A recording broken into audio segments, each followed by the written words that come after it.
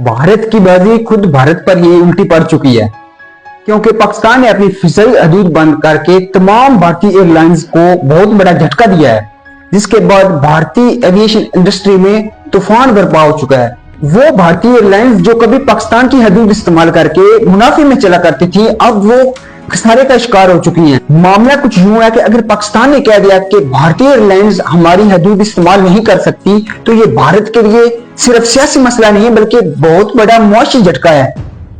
Air India खुद मान चुकी है कि यूरोप, बरतानिया, शुमाली अमेरिका और मशरिक वस्ता की परवाज़ों को मुतबादल और लंबे रूट से इस्तेमाल करना पड़ रहे हैं, जिसकी वजह से एयर इंडिया को बड़े मुआशी बहरान का सामना करना पड़ रहा है। एक और भारतीय बड़ी एयरलाइन इंडिगो का कहना है कि बहुत सारी हमारी बैन अवी परवाजें जो है वो मुतासर हो चुकी हैं।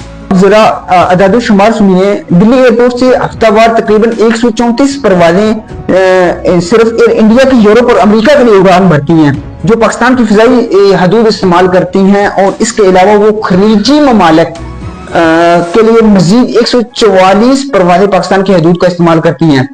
यानी कि एक हफ्ते में तकरीबन 300 फ्लाइट्स जो इंडिया से पाकिस्तान की हदूद से गुजरा करती थी, वो तमाम की तमाम अब बुरान का शिकार हो चुकी हैं। कुछ माहिरीन का यह भी कहना है कि पाकिस्तान का यह फैसला भारतीय एविएशन इंडस्ट्री के लिए बहुत बड़ा एयर स्ट्राइक है। माहिरीन के मुताबिक इस बंदिश से भारतीय एयरलाइंस को माहाना तकरीबन $500 मिलियन का नुकसान हो सकता है, जो कि एक बहुत बड़ा नुकसान है। वाज़ेह रहे कि 2019 में भी ऐसी सूरत में इंडियन एयरलाइंस को तकरीबन 700 करोड़ रुपए का नुकसान उठाना पड़ा था, जो किसी भी मुल्क के लिए बहुत बड़ा नुकसान है।